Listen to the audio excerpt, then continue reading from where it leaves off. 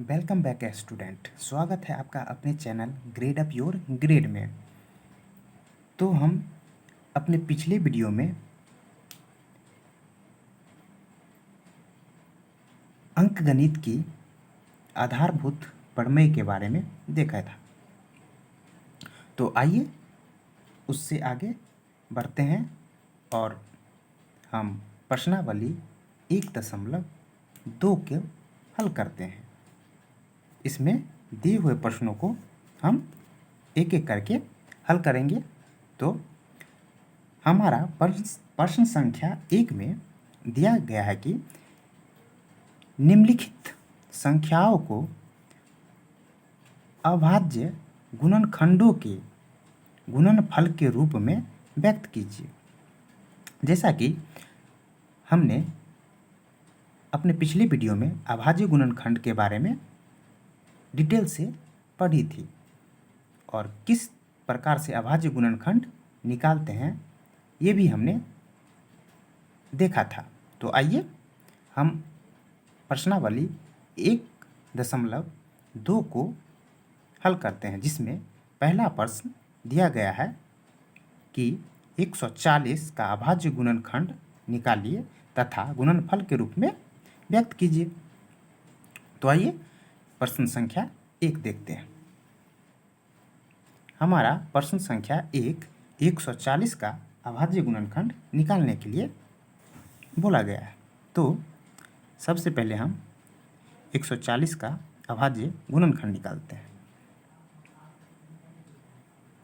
तो 140 का अभाज्य गुणनखंड 2 से 70, 2 से 35 और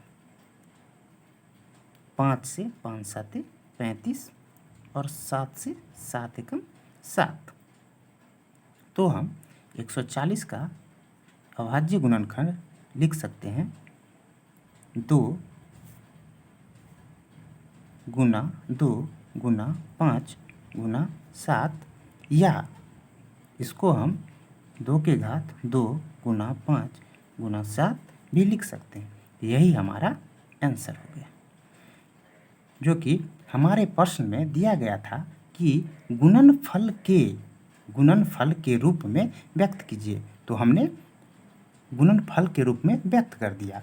तो इसी तरह से हमारा प्रश्न बनता है। आइए चलते हैं अपने अगले प्रश्न पे, जो है 156। तो 156 का अभाज्य गुणनखंड निकालते हैं 156। तो इसे हम 2 से विभाजित करेंगे तो 78, 2 से 39, 3 से 13 तिया 39 और 13 एकम 13। तो हम 156 का अभाज्य गुणनखंड लिख सकते हैं 2 गुना 2 गुना 3 गुना 13, जिसमें 2 के घात 2, 3 और 13। यही हमारा आंसर हो गया। आइए हम अगला क्वेश्चन देखते हैं, क्वेश्चन नंबर 3, जो कि है 3825। तो हम 3825 का अभाज्य गुणनखंड निकालते हैं।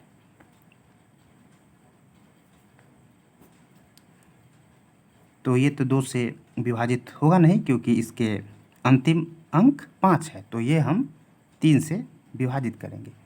तो 3 से करेंगे तो 1275, फिर 3 से तो 425।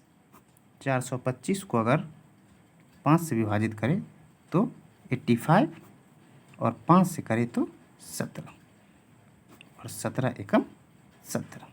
तो हम 3825 का अभाज्य गुणनखंड लिख सकते हैं 3 गुना 3 गुना 5 गुना 5 गुना 17, या 3 के घात 2 गुना 5 के घात 2 गुना 17।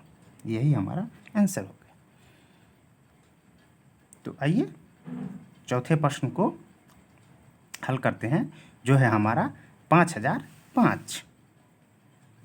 अगर 5005 का हम अभाज्य गुणनखंड निकालें तो सिंपल हम 5 से इसको विभाजित करेंगे। तो 5 से करेंगे तो 1001। अगर 1001 को 7 से करें तो 143 सते 1001 होता है। और 143 को अगर 11 से विभाजित करें तो 13 और 13 एकम 13। तो हम 5005 को लिख सकते हैं अभाज्य गुणनखंड 5 गुना 7 गुना 11 गुना 13। यही हमारा आंसर। तो आइए हम अपने अगले प्रश्न की तरफ बढ़ते हैं, जो है हमारा 7429 का अभाज्य गुणनखंड निकालिए। 7429।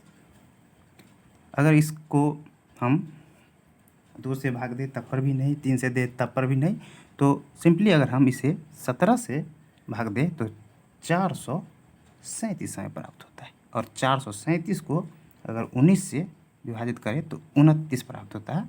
29 एकम 29। तो हम 7429 का अभाज्य गुणनखंड करें तो 17 गुना 19 गुना 29 प्राप्त होता है। यही हमारा गुणनफल के रूप में लिखा जाता है। तो हमने देखा कि किस तरह से हम अभाज्य गुणनखंड के गुणनफल के रूप में व्यक्त कर सकते हैं। तो आइए चलते हैं हम अपने अगले प्रश्न संख्या 2 में।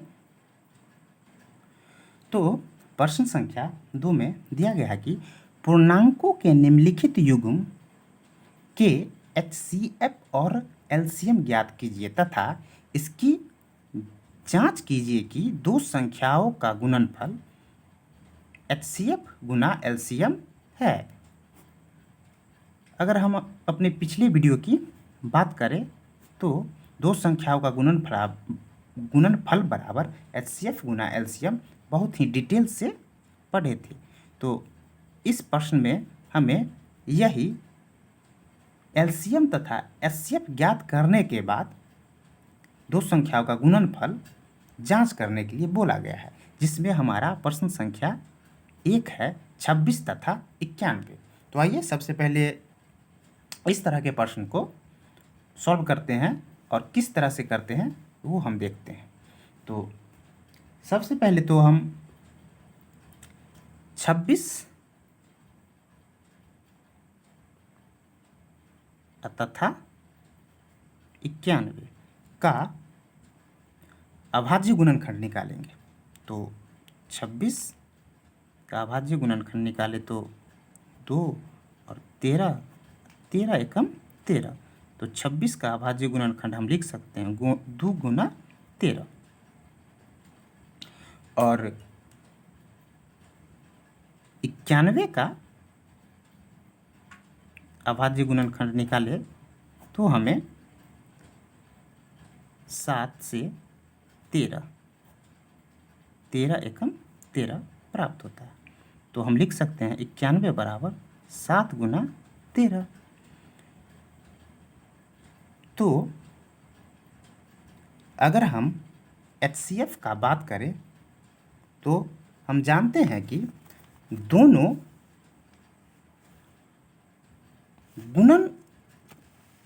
अभाज्य गुणनखंड के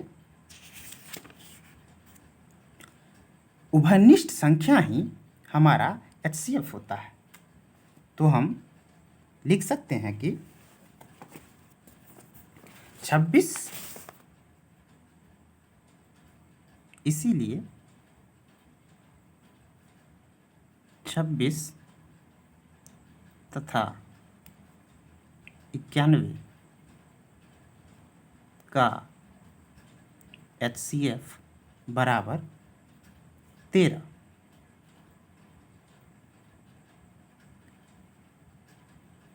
क्योंकि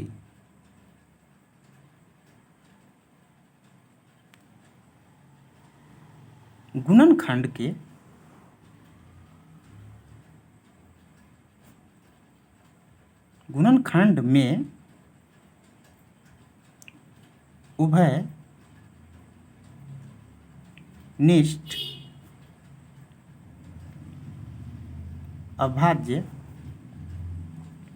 संख्याओं के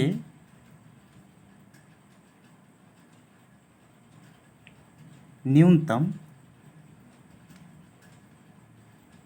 पूर्णांक घात वाले संख्याओं का गुणनफल 13 ही प्राप्त हुआ, इसीलिए एचसीएफ बराबर 13। और एलसीएम की बात करें तो हम जानते हैं कि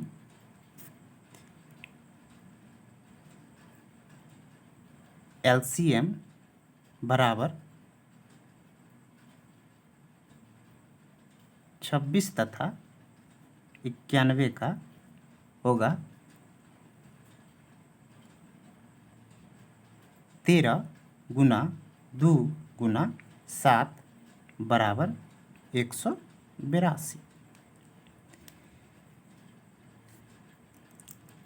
क्योंकि हम जानते हैं कि एलसीएम वो संख्या होती है जो गुणनखंड के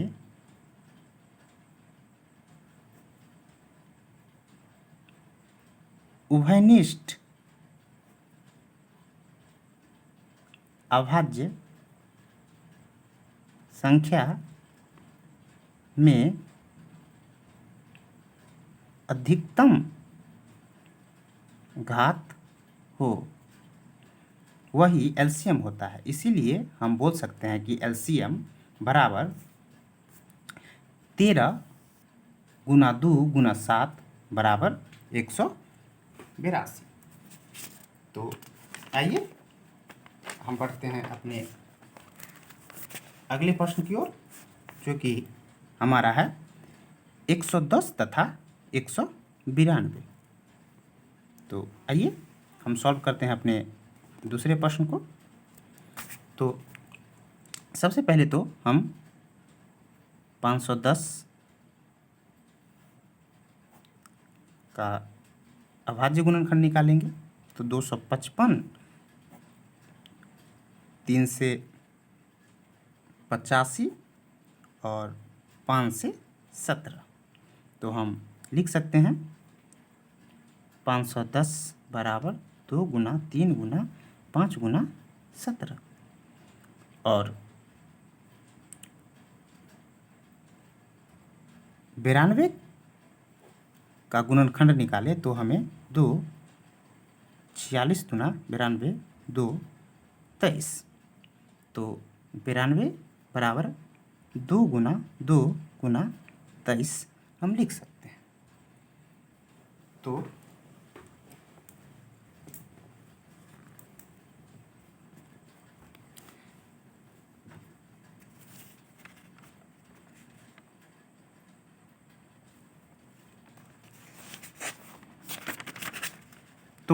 HCF 510 और 92 का लिखे तो हमें 2 के घात 1 बराबर 2 प्राप्त होगा। और LCM 510 और 92 की बात करें तो अधिकतम घात के साथ सभी गुणनखंड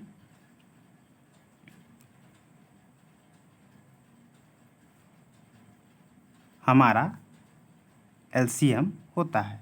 इसको गुना करने पर हमें 23,460 प्राप्त होता है। और जांच की बात करें तो हम जानते हैं कि 2 संख्याओं का गुणनफल बराबर HCF गुना LCM होता है। तो 2 संख्याओं का गुणनफल, तो संख्या हमारा 510 और 92 था, और 510 और 92 एलसीएम और एचसीएफ हमारा आया था, एचसीएफ बराबर 2 और एलसीएम बराबर 23,460 आया था। अगर दोनों का गुणनफल निकाले तो हमें 46,920 तथा 46,920 प्राप्त होता है। तो हम लिख सकते हैं, अतः दोनों संख्या का गुणनफल बराबर एचसीएफ गुना एलसीएम आया। यही हमारा आंसर हो जाएगा। अगर हम अपने पिछले क्वेश्चन में बात करें जांच करने की, तो हम लिख सकते हैं, दो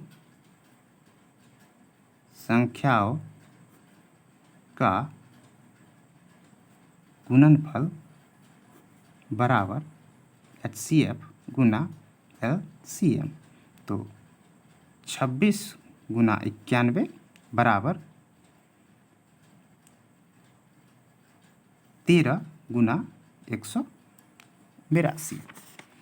तो अगर इन दोनों का गुना करें तो हमें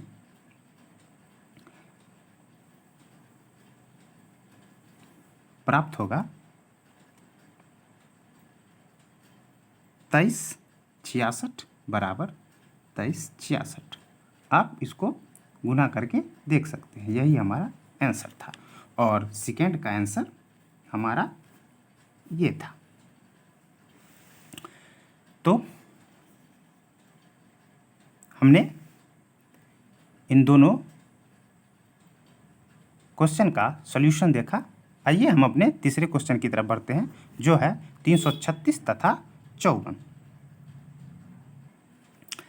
अगर हम अपने तीसरे प्रश्न को देखें तो 336 तथा 54 है। तो सबसे पहले हम 336 का अभाज्य गुणनखंड निकालते हैं।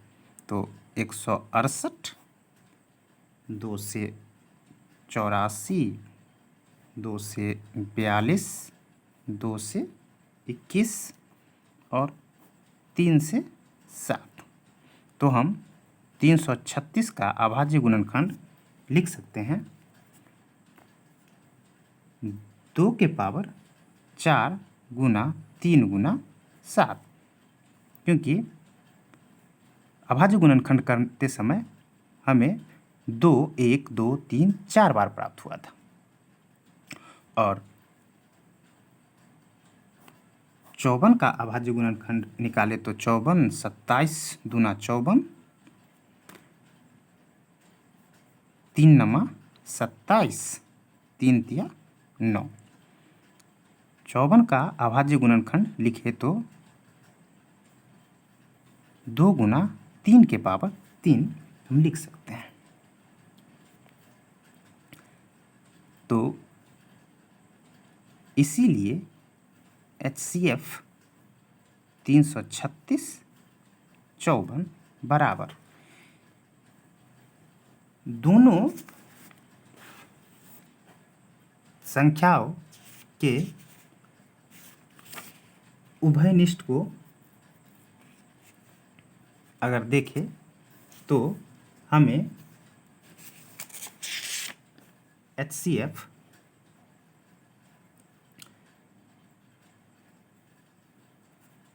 1, 2 इसमें तथा 1, 3 इसमें प्राप्त होते हैं, जो कि हमारा 6 होगा। यही आंसर है। HCF के बारे में हम जानते हैं कि दोनों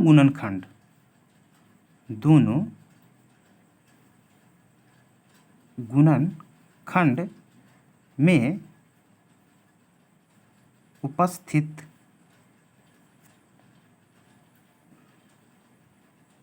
सबसे छोटी घात ही HCF होता है। इसीलिए 2 के पावर 1 तथा 3 के पावर 1 बराबर 6 हमारा HCF होगा 336 तथा 54 का।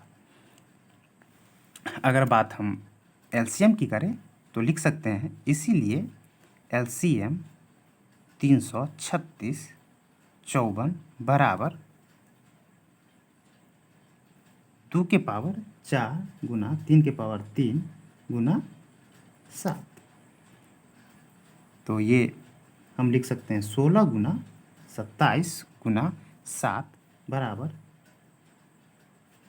3024। तो हम LCM के बारे में जानते हैं कि LCM वैसी संख्या होती है जो दोनों गुणनखंड में उपस्थित सबसे बड़ी घात के साथ संबंधित सभी गुणनखंड ही हमारा LCM होता है। और अगर जांच की बात करें तो हम लिख सकते हैं जांच बराबर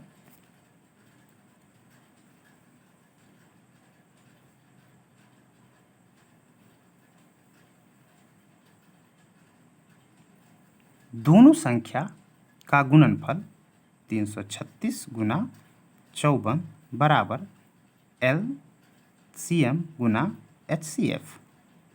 तो हम लिख सकते हैं 336 गुना 54 बराबर LCM गुना 6, या हम पहले HCF या बाद में LCM ले सकते हैं।